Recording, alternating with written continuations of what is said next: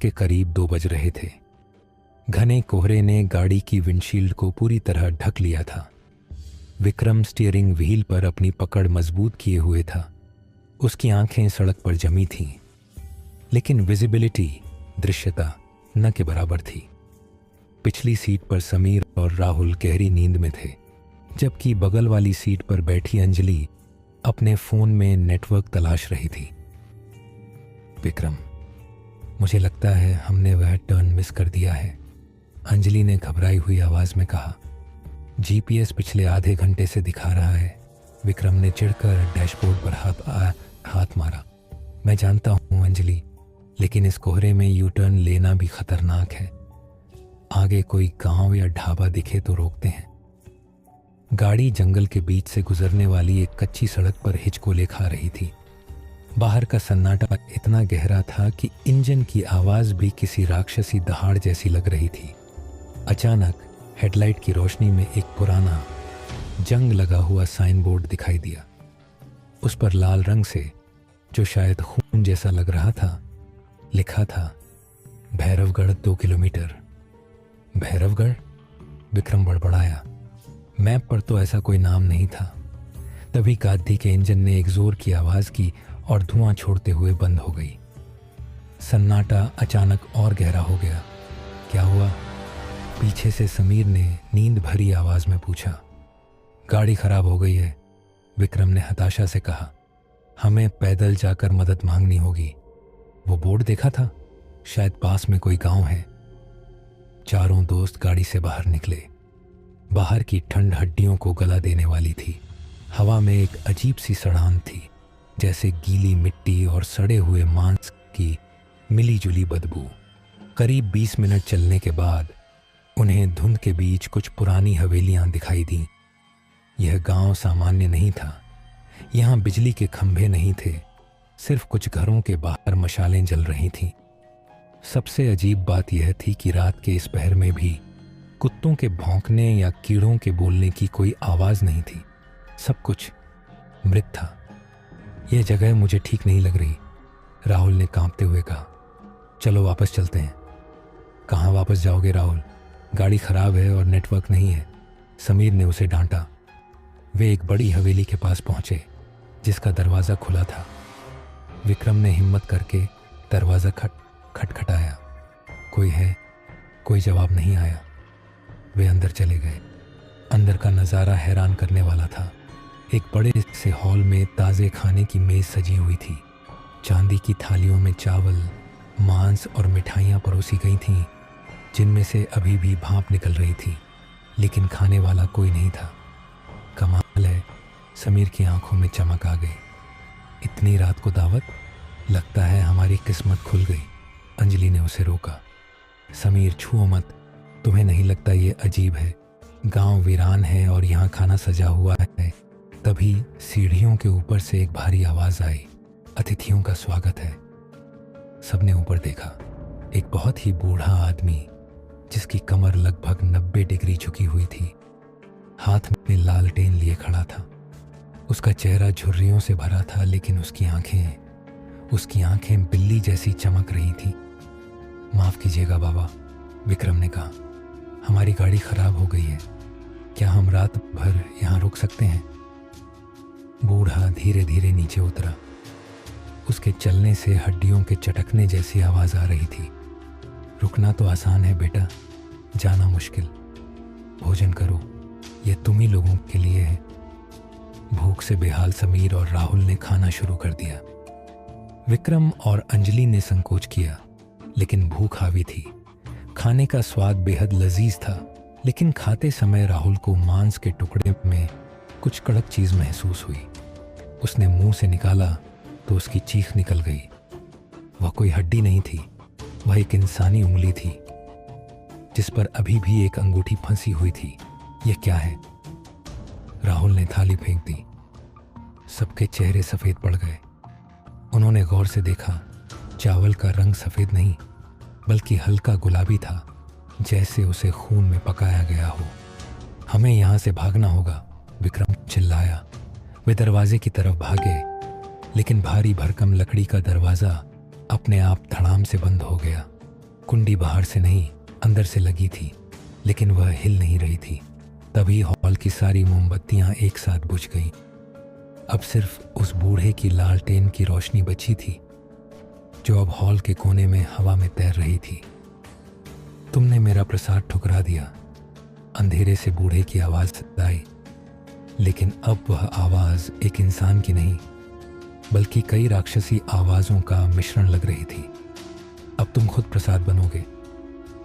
अंधेरे में कुछ सरकने की आवाजें आने लगीं। अंजलि ने अपने मोबाइल की फ्लैशलाइट जलाई। रोशनी पड़ते ही जो दिखा उसने उनके होश उड़ा दिए। दीवारों पर और छत पर इंसान चिपके हुए थे। नहीं, वे इंसान नहीं थे। उनके हाथ पैर मकड़ी की तरह मुड़े हुए थे। उनकी त्वचा पीली और सड़ी हुई थी। वे सब उल्टे लटके हुए थे और उनकी काली आंखें सिर्फ इन चार दोस्तों को देख रही थीं। वे भैरवगढ़ के पुराने निवासी थे, जो अब इंसान नहीं पिशाच बन चुके थे। ऊपर चलो, ऊपर, विक्रम चिल्लाया। चारों सीढ़ियों की तरफ भागे। पीछे से उन जीवों के कूदने और दौड़ने की आवाजें आ रही थीं। वे पहली मंजिल के एक कमरे में घुसे और दरवाज़ा बंद करके भारी अलमारी अड़ा दी। ये क्या भला है? समीर रोने लगा। हम मारे जाएंगे। तभी अंजलि ने खिड़की की तरफ इशारा किया। देखो, खिड़की से नीचे का गांव दिख रहा था। अब गांव वीरान नहीं था। सैकड़ों की तादाद में वही विकृत लोग मशालें लेकर हवेली के चारों ओर घेरा बनाकर खड़े थे। वे कोई मंत्र पढ़ रहे थे, एक अजीब रूह कंपा देने वाली भाषा में। अचानक कमरे के कोने में रखे बड़े से आईने पर राहुल की नजर पड़ी। आईने में विक्रम, अंजलि और समीर का प्रतिबिंब दिख रहा था, लेकिन राहुल का प्रतिबिंब गायब था। दोस्तों, राहुल ने कांपती आवाज में कहा, मेरा अक्स नहीं दिख रहा। समीर ने राहुल की तरफ देखा और डर से पीछे हट गया। राहुल की गर्दन पर दो गहरे दांतों के निशान थे, जिनसे काला खून रिस रहा था। राहुल, तुम्हें कब काटा? विक्रम ने पूछा। मुझे नहीं पता, शायद नीचे जब बत्ती गई थी। राहुल की आवाज़ भारी होने लगी। उसकी पुतलियां फैलने लगीं और सफ़ेद होने लगी। इससे पहले कि कोई कुछ कर पाता, राहुल का शरीर ऐंठने लगा। उसकी हड्डियां टूटने की आवाज़ें आने लगीं। उसका जबड़ा एक अमानवीय तरीके से खुला और उसने समीर पर झपट्टा मारा। नहीं, विक्रम ने पास पड़ा एक भारी फूलदान राहुल के सिर पर दे मारा। राहुल, जो अब राहुल नहीं था, पीछे गिरा और थोड़ी देर तड़प कर शांत हो गया। कमरे में खून और दहशत का माहौल था। उन्होंने अपने ही दोस्त को खो दिया था, या शायद मार दिया था। विक्रम ने कमरे में पड़ी एक पुरानी डायरी उठाई। यह शायद उस हवेली के मालिक की थी। उसने जल्दी जल्दी पन्ने पलटे। 18 अक्टूबर 1925। महामारी फैल रही है। गांव के वैद्य ने कहा है कि यह बीमारी नहीं, श्राप है।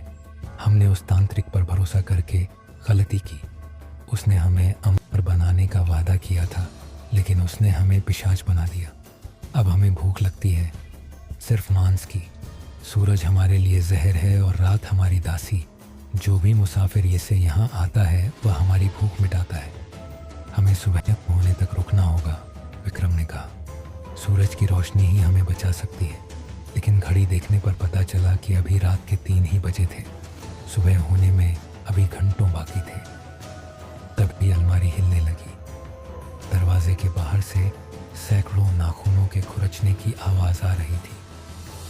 खर्च खर्च खर्च, खोल दो, हमें भूख लगी है।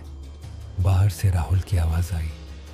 वह मरा नहीं था, वह बदल चुका था। दरवाजा टूटने ही वाला था। खिड़की, अंजलि चिल्लाई। यहां से पाइप नीचे जा रहा है। वे तीनों एक एक करके पाइप के सहारे नीचे उतरे। पिछवाड़े का हिस्सा जंगल से सटा हुआ था। वे जंगल की तरफ भागे। पीछे से पूरा गांव उनके पीछे दौड़ रहा था। उन पिशाचों की रफ्तार बहुत तेज थी। वे पेड़ों पर बंदरों की तरह छलांग लगा रहे थे। भागते भागते समीर का पैर एक जड़ में फंस गया और वह गिर पड़ा। विक्रम, बचाओ! विक्रम मुड़ा, लेकिन देर हो चुकी थी। अंधेरे से एक लंबा सूखा हाथ आया और समीर को झाड़ियों में खींच ले गया। समीर की चीख सिर्फ 2 सेकंड गूंजी और फिर एक गीली मांस फटने की आवाज आई। विक्रम और अंजलि रोते हुए भागते रहे। उनकी सांसें फूल रही थीं, फेफड़े जल रहे थे। सामने उन्हें अपनी कार दिखाई दी। जल्दी अंजलि, वे कार में कूदे। विक्रम ने चाबी घुमाई, इंजन नहीं चला। भगवान के लिए चल जा, विक्रम चीखा। पिशाच अब कार को घेर चुके थे। वे शीशे पर हामिद हाथ मार रहे थे। शीशा चटकने लगा था। अचानक सूरज की पहली किरण पूरब से फूटी। जैसे ही धूप की पहली किरण उन जीवों पर पड़ी, उनकी त्वचा से धुआं निकलने लगा। वे दर्द से बिलबिलाने लगे और जलकर राख होने लगे। देखते ही देखते सारे पिशाच काले धुएं में बदल गए और जंगल में गायब हो गए। सुबह हो चुकी थी। सन्नाटा फिर से छा गया था। विक्रम और अंजलि दोनों सदमे में थे, एक दूसरे को देख रहे थे। वे बच गए थे। विक्रम ने फिर से चाबी घुमाई। इस बार गाड़ी स्टार्ट हो गई। उन्होंने पीछे मुड़कर नहीं देखा और वहां से पूरी रफ्तार में निकल गए। करीब 1 घंटे बाद वे हाईवे पर पहुंचे और एक पुलिस स्टेशन देखकर रुके। वे बदहवास हालत में इंस्पेक्टर के पास गए। सर, हमारे दोस्त भैरवगढ़ पिशाच। विक्रम ठीक से बोल भी नहीं पा रहा था। इंस्पेक्टर ने अजीब नजरों से उन्हें देखा। भैरवगढ़? बेटा, उस रास्ते पर तो पिछले 50 साल से कोई गांव नहीं है। वहां एक पुराना खंडर था जो 1970 में भूस्खलन में दब गया था। नहीं सर, हम अभी वहीं से आ रहे हैं, अंजलि चिल्लाई। इंस्पेक्टर ने उन्हें पानी दिया और शांत होने को कहा। तुम दोनों बहुत डरे हुए हो, जाओ वॉशरूम में जाकर मुंह धो लो। विक्रम वॉशरूम गया। उसने ठंडे पानी से चेहरा धोया और आईने में देखा। उसकी आंखों के नीचे गहरे काले घेरे थे। उसे राहत महसूस हुई कि वह जिंदा है। तभी उसकी नजर आईने में अपने कंधे के पीछे पड़ी। आईने में विक्रम के पीछे वही बूढ़ा आदमी खड़ा था। विक्रम ने झटके से पीछे मुड़कर देखा। वहां कोई नहीं था। उसने फिर आईने में देखा। अब आईने में विक्रम का अपना प्रतिबिंब बदल रहा था। उसके दांत नुकीले हो रहे थे और आंखें पूरी तरह काली हो चुकी थीं। आईने वाले विक्रम ने मुस्कुराते हुए कहा, तुम भैरवगढ़ से बाहर आ सकते हो, लेकिन भैरवगढ़ तुम में से बाहर नहीं आएगा। तुमने भी तो वहां का खाना खाया था, याद है? विक्रम ने अपनी कलाई देखी। उसकी नसें काली पड़ रही थीं। उसे अचानक बहुत तेज भूख लगने लगी। खाने की नहीं, बल्कि मांस की। बाहर अंजलि की गर्दन उसे बहुत आकर्षक लग रही थी। उसने एक भयानक मुस्कान के साथ वॉशरूम का दरवाजा खोला। कहानी खत्म नहीं हुई थी, वह तो अब शुरू हुई थी। दरवाजे पर खटखटाने की आवाज आई। विक्रम, तुम ठीक तो हो? बाहर से अंजलि की आवाज आई। विक्रम ने ठंडे पानी के छींटे मुंह पर मारे। हाँ हाँ अंजलि, मैं आ रहा हूं। जैसे ही वह बाहर निकला, उसकी नजर अंजलि की गर्दन पर गई। वहां एक नीली नस धड़क रही थी। थक थक थक। विक्रम को उस नस की आवाज अपने कानों में हथौड़े जैसी सुनाई दे रही थी। उसका मन किया कि वह अभी इसी वक्त उस पर झपट्टा मारे, और नहीं, उसने मन ही मन खुद को डांटा। उसने अपनी मुट्ठियां इतनी जोर से भींची कि नाखून हथेलियों में गड़ गए। इंस्पेक्टर ने उन्हें जाने की इजाज़त दे दी थी, ये मानकर कि वे सदमे में हैं। वे बाहर आए और एक टैक्सी की। उनकी अपनी कार वहीं जंगल के किनारे छूट गई थी, या शायद वे उसे पुलिस स्टेशन तक ले आए थे। लेकिन अब विक्रम ड्राइव करने की हालत में नहीं था। रास्ते भर विक्रम ने अपनी आंखें बंद रखीं। सूरज की रोशनी उससे चुभ रही थी, जैसे कोई उसकी त्वचा पर सिगरेट दाग रहा हो। शहर पहुंचते पहुंचते शाम हो गई थी। विक्रम और अंजलि एक ही अपार्टमेंट कॉम्प्लेक्स में अलग अलग फ्लैट्स में रहते थे। मैं आज रात तुम्हारे साथ रुक जाती हूँ विक्रम, तुम्हारी हालत ठीक नहीं लग रही, अंजलि ने चिंतित होकर कहा। नहीं, विक्रम तड़प कर बोला। उसकी आवाज़ में एक गुर्राहट थी जिससे अंजलि सहम गई। विक्रम ने खुद को संभाला। मेरा मतलब, मुझे थोड़ा आराम चाहिए, अकेले। तुम अपने घर जाओ, दरवाज़ा अच्छे से बंद कर लेना। विक्रम अपने फ्लैट में घुसा और सारे दरवाजे खिड़कियां बंद कर दिए। उसने पर्दे गिरा दिए ताकि बाहर की स्ट्रीट लाइट की एक किरण भी अंदर ना आए। अंधेरा बहुत सुकून दे रहा था। उसने फ्रिज खोला, अंदर रखा खाना, दाल, सब्जी, दूध देखकर उसे उबकाई आने लगी। उसे उन चीज़ों से सड़े हुए कचरे की बदबू आ रही थी। उसकी नज़र फ्रीजर में रखे कच्चे चिकन के पैकेट पर पड़ी। उसका हाथ अपने आप उस तरफ बढ़ा। उसने पैकेट फाड़ा और कच्चा मांस मुंह में भर लिया। स्वादिष्ट। ऐसा स्वाद उसे आज तक किसी चीज़ में नहीं आया था। देखते ही देखते वह पूरा आधा किलो कच्चा मांस खा गया। उसके चेहरे और कपड़ों पर खून लगा था।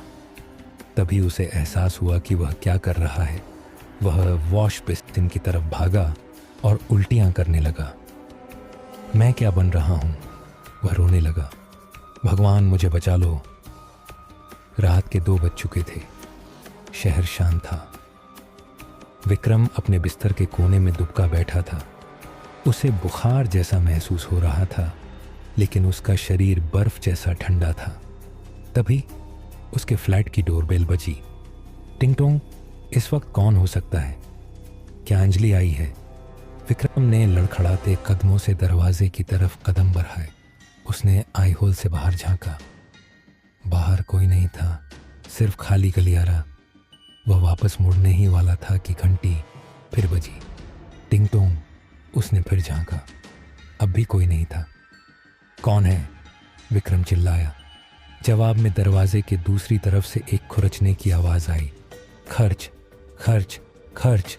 और फिर एक आवाज़ जिसे सुनकर विक्रम का खून जम गया। विक्रम, दरवाज़ा खोलो, हमें भूख लगी है। यह राहुल की आवाज़ थी।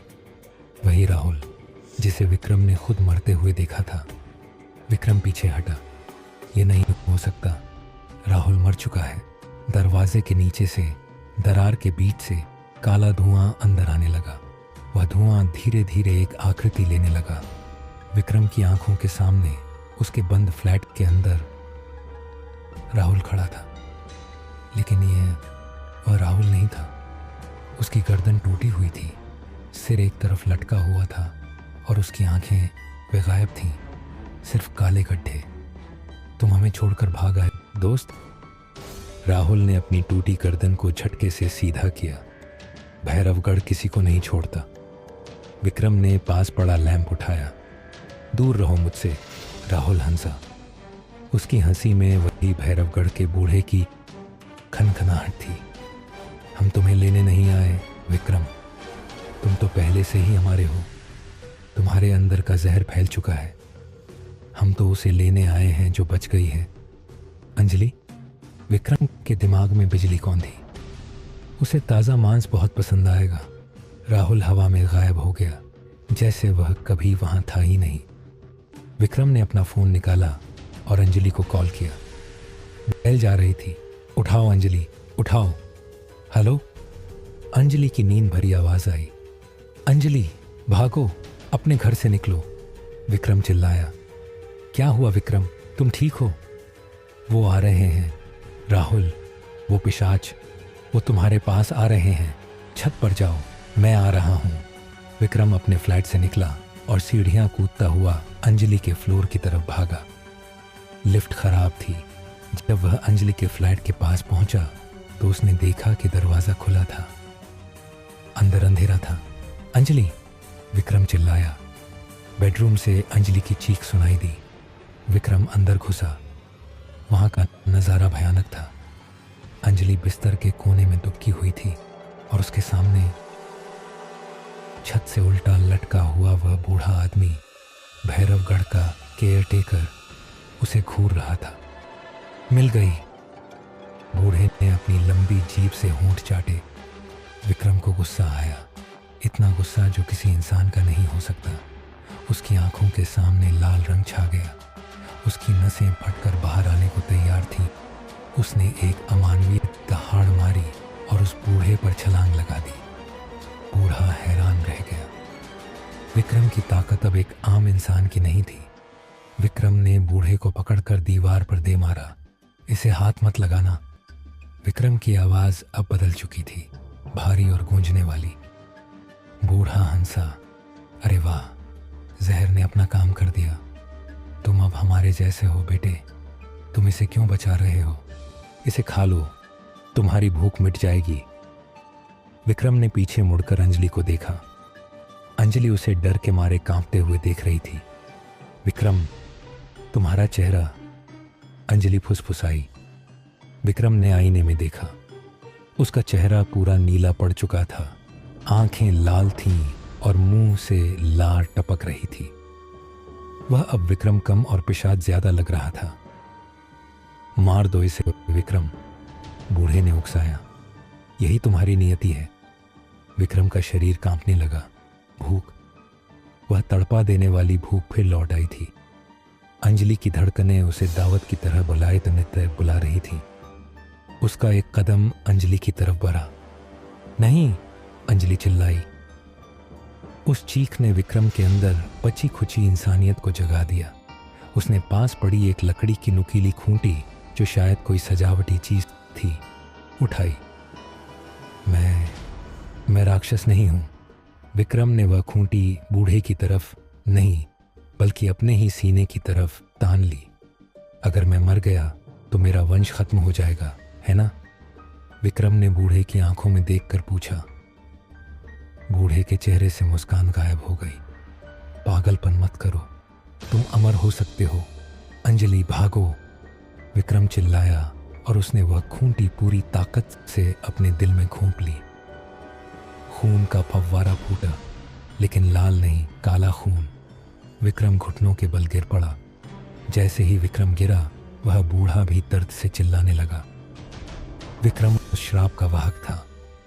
वाहक के मरते ही उससे जुड़े परछाई कमजोर पड़ने लगे। बूढ़ा काले धुएं में बदलकर खिड़की से बाहर उड़ गया। अंजलि दौड़कर विक्रम के पास आई। विक्रम, आंखें खोलो। विक्रम की सांसें उखड़ रही थीं। उसका शरीर धीरे धीरे राख की तरह बिखर रहा था। मेरे पास मत आना, विक्रम ने मुश्किल से कहा। खतरा अभी टला नहीं है। और देखते ही देखते विक्रम का शरीर पूरी तरह से काली राख बन गया। कपड़ों के ढेर के अलावा वहां कुछ नहीं बचा।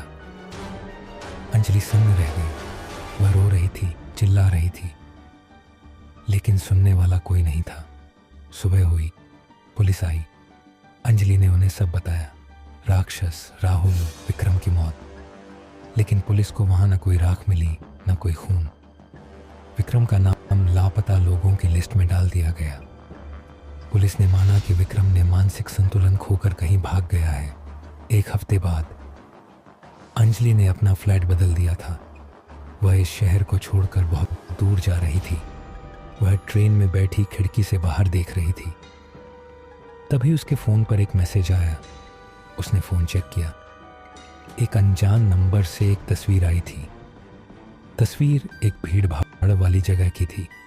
भीड़ के बीच में एक आदमी हुडी पहने खड़ा था और कैमरे की तरफ देख रहा था। उसका चेहरा आधा ढका था, लेकिन उसकी आंखें लाल थीं और वह मुस्कुरा रहा था। तस्वीर के नीचे कैप्शन लिखा था, भूख कभी नहीं मरती अंजलि, मैं आ रहा हूं। अंजलि ने डर कर फोन छोड़ दिया। ट्रेन एक सुरंग में घुस गई और डिब्बे में अंधेरा छा गया। अंधेरे में अंजलि को अपनी सीट के ठीक पीछे से किसी की गर्म सांसें महसूस हुई और कान में एक जानी पहचानी फुसफुसाहट सुनाई दी। भैरवगढ़ का खेल अभी खत्म नहीं हुआ। उसने झटके से पीछे मुड़कर देखा। वहां कोई नहीं था, लेकिन सीट के चमड़े पर ताजे गीले पंजों के निशान थे। अंजलि समझ गई कि वह दुनिया के किसी भी कोने में चली जाए, यह साया उसका पीछा नहीं छोड़ेगा। विक्रम की कुर्बानी बेकार जा रही थी, क्योंकि जद्दा अभी भी जिंदा थी। अगले ही स्टेशन पर अंजलि ट्रेन से उतर गई। स्टेशन सुनसान था। उसने एक फैसला किया, अब वह भागेगी नहीं। शिकार बनने से बेहतर है कि शिकारी का अंत किया जाए। उसे याद आया कि भागते वक्त विक्रम ने उस पुरानी हवेली से वो दिलो डायरी अपनी जेब में रख ली थी, जो बाद में पुलिस स्टेशन में अंजलि के बैग में गिर गई थी। अंजलि ने कांपते हाथों से बैग खोला और वो डायरी निकाली। पन्ने खून से सने थे, लेकिन आखिरी पन्ना पढ़ने लायक था। इस श्राप का अंत केवल एक ही तरीके से हो सकता है। अमावस की रात जब चांद पूरी तरह गायब हो, तब हवेली के तहखाने में रखे रक्त कलश को नष्ट करना होगा। वो कलश ही इस गांव का दिल है, लेकिन सावधान, उसकी रक्षा वो करता है जो न जिंदा है न मुर्दा। अंजलि ने कैलेंडर देखा। आज रात ही महा अमावस्या थी। उसके पास सिर्फ कुछ घंटे बचे थे।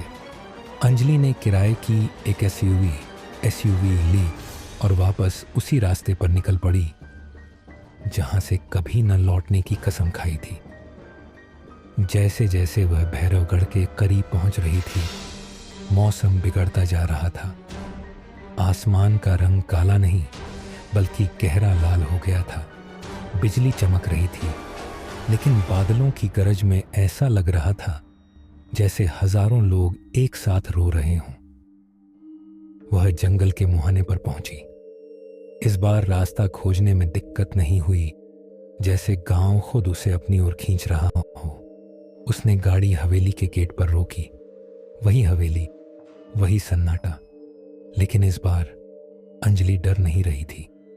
उसके हाथ में पेट्रोल का एक कैन और दूसरे हाथ में एक लाइटर था। उसकी आंखों में आंसू थे, लेकिन इरादा पत्थर जैसा था। आज ये सब खत्म होगा, उसने खुद से कहा। वह हवेली के अंदर घुसी। हॉल में अभी भी वही ऐसरडांत थी। डायरी के नक्शे के मुताबिक तहखाने, बेसमेंट का रास्ता रसोई के नीचे था। उसने रसोई में जाकर एक भारी पत्थर हटाया। नीचे जाने के लिए एक संकरी सीढ़ी थी, जहां से लाल रोशनी आ रही थी। अंजलि नीचे उतरी। तहखाना बहुत बड़ा था। वहां हवा में नमी और गर्मी थी, जैसे किसी जानवर के पेट के अंदर हो। कमरे के बीचों बीच हवा में तैरता हुआ एक मिट्टी का घड़ा कलश था। उस घड़े से धक धक की आवाज आ रही थी। वह घड़ा धड़क रहा था। उसके चारों ओर खून की नली जैसी जड़ें फैली थीं जो पूरे गांव की जमीन में जा रही थीं। यही था वह रक्त कलश। अंजलि पेट्रोल छिड़कने के लिए आगे बढ़ी। तभी अंधेरे से एक जोरदार हंसी गूंजी। स्वागत है आखिरी मेहमान। अंधेरे से वही बूढ़ा केयर टेकर निकल कर आया, लेकिन अब वह और भी भयानक था। उसका शरीर आधा जल चुका था विक्रम के हमले से, और उसकी हड्डियों का ढांचा बाहर दिख रहा था। तुमने सोचा तुम इसे जला दोगी? बूढ़ा हंसा। इसे छूने के लिए भी तुम्हें अपनी जान देनी होगी। बूढ़े ने हाथ हवा में उठाया और अंजलि को एक अदृश्य शक्ति ने दीवार पर दे मारा। अंजलि के मुंह से खून निकल गया। पेट्रोल का कैन दूर जा गिरा। बूढ़ा धीरे धीरे अंजलि की तरफ बढ़ा। विक्रम ने कोशिश की थी, लेकिन वह कमजोर था। तुम भी उसी की तरह मरोगी। बूढ़ा अपने नुकीले नाखून अंजलि की गर्दन में गाड़ने ही वाला था कि अचानक तहखाने का लोहे का दरवाजा उड़कर दूर जा गिरा। धूल के गुबार के बीच एक आकृति खड़ी थी। कपड़े फटे हुए थे, शरीर पर गहरे जख्म थे और त्वचा राख जैसी काली थी, लेकिन उसकी आंखें अंगारे की तरह जल रही थीं। विक्रम, वह मरा नहीं था, या शायद वह अब इंसान नहीं रहा था। उसने अपने सीने में खूंटी घोंप ली थी, जिससे वह आधा मृत अनडेड बन गया था। एक ऐसा पिशाच जिसने अपनी आत्मा नहीं बेची थी। उसे हाथ मत लगाना। विक्रम की आवाज अब गूंज रही थी, जैसे कई आवाजें मिल गई हों। बूढ़ा घबरा गया। तुम जिंदा कैसे हो? तुम गद्दार हो। विक्रम ने एक भयानक दहाड़ मारी और बूढ़े इस पर झपट पड़ा। दोनों के बीच की लड़ाई भयानक थी। वे एक दूसरे को नोच रहे थे, दीवारें टूट रही थीं।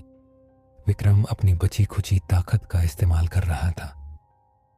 उसने बूढ़े को दबोच लिया और चिल्लाया, अंजलि, कलश जला दो इसे। अंजलि दर्द से कराहते हुए उठी। उसने पेट्रोल का कैन उठाया। विक्रम बूढ़े को जकड़े हुए था, लेकिन बूढ़ा बहुत ताकतवर था। वह विक्रम की गर्दन मरोड़ रहा था। जल्दी करो अंजलि, मैं इसे ज्यादा देर नहीं रोक सकता, विक्रम चिल्लाया। अंजलि ने पूरा पेट्रोल उस धड़कते हुए कलश पर डाल दिया। कलश से चीखने की आवाजें आने लगी। बूढ़ा चिल्लाया, नहीं।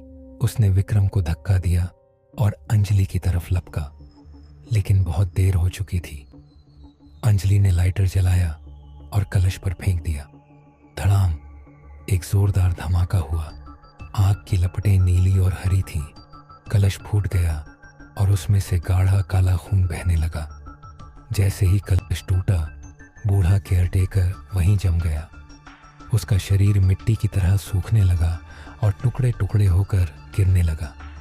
पूरी हवेली हिलने लगी। छत से पत्थर गिरने लगे। आग चारों तरफ फैल गई थी। अंजलि खांसते हुए दरवाजे की तरफ भागी। उसने मुड़कर देखा। विक्रम वहीं आग के बीच खड़ा था। वह अब नहीं लड़ रहा था। आग की लपटों ने उसे घेर लिया था। जैसे जैसे कलश जल रहा था, विक्रम का शरीर भी धीरे धीरे रोशनी में बदल रहा था। श्राप टूट रहा था और उस श्राप के साथ विक्रम का अस्तित्व भी मिट रहा था। उसने अंजलि की तरफ देखा। इस बार उसकी आंखों में लाल रंग नहीं, बल्कि वही पुराना विक्रम था। उसने हल्का सा मुस्कुराते हुए सिर हिलाया। एक आखिरी अलविदा। जाओ, उसने होंठ हिलाए। अंजलि रोते हुए सीढ़ियां चढ़ी और हवेली से बाहर निकल गई। जैसे ही अंजलि बाहर आई, हवेली ताश के पत्तों की तरह ढह गई। जमीन फट गई और पूरी हवेली उस खाई में समा गई। आसमान से लाल रंग गायब हो गया था। पूरब दिशा से सूरज की पहली किरण निकली। पक्षियों के चहचहाने की आवाज आई। सदियों बाद भैरवगढ़ में सुबह हुई थी।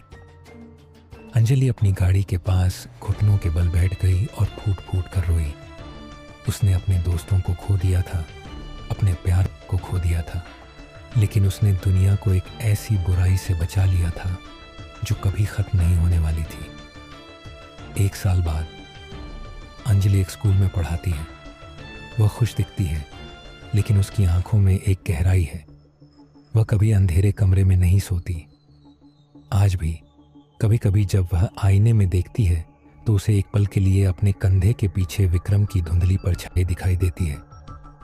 डराने के लिए नहीं, बल्कि रक्षा करने के लिए, क्योंकि कुछ रिश्ते मौत के बाद भी खत्म नहीं होते।